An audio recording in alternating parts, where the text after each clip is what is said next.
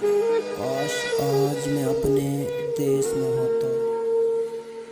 جب بھی پردیس میں عید آتی ہے، یاد اپنے دیس کی بہت آتی ہے۔ جب عید پڑھ کے لوٹتا ہوں میں اپنے سنسان کمرے میں، یاد اپنے گھر کی دہلیز آتی ہے، جہاں جب میں عید پڑھ کے آتا تھا میری ماں پہلے سے کھڑی ہوتی تھی۔ میری ماں میرا ماتھا چوم کے مجھے عید مبارک کہتی تھی اور خوب دعائیں دیتی تھی۔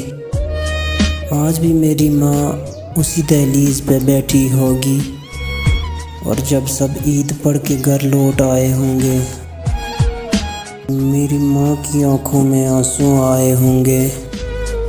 آج بھی میری ماں نے میرے لیے خوب دعائیں کی ہوں گی۔